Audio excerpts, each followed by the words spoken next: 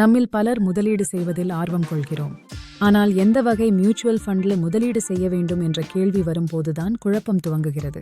Mutual funds எனப்படும் கூட்டுப் பங்குச் சந்தை நிதிகளில் முக்கியமான 3 வகைகள் உள்ளன.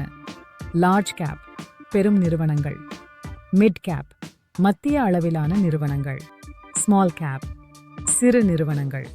இவை 3ம் விதிவிலக்கான முதலீட்டு அனுபவங்களை வழங்குகின்றன.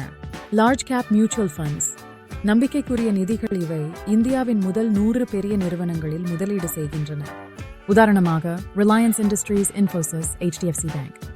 சந்தையின் ஆழமான நிறுவனங்கள் என்பதால் மிகுந்த நிலைத்தன்மை உண்டு.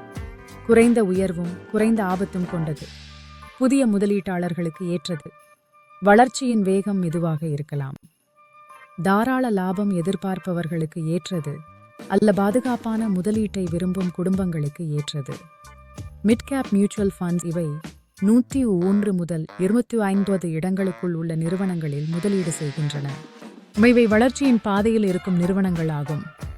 நல்ல வளர்ச்சி வாய்ப்பு, மிதமான ஆபத்து, சீரான வருமானம், பொருளாதார நிலைமைகளின் தாக்கத்திற்கு நடுத்தர அளவில் பாதிப்பு ஏற்படும். ஸ்மால் கேப் மியூச்சுவல் ஃபண்ட்ஸ் இவை 70 இடத்திற்கு பின் உள்ள சிறு நிறுவனங்களில் முதலீடு செய்கின்றன. அதிக வாய்ப்பு, ஆனால் அதே அளவுக்கு அதிக ஆபத்தும் கொண்டது. மிகப்பெரிய வருமான வாய்ப்பு, ஹை growth potential.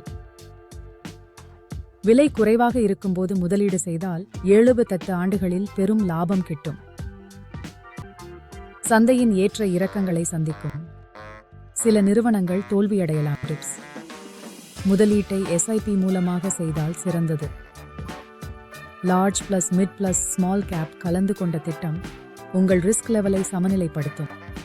உங்கள் பணம் உங்களுக்காக வேலை செய்ய வேண்டுமானால் முடிவுகளை சிந்திக்கவும் திட்டமிடவும். முடிவாக முதலீடு முக்கியமல்ல. சரியான முதலீடுதான் உங்கள் நிதி வாழ்க்கையின் திருப்புமுனையாக மாறும்.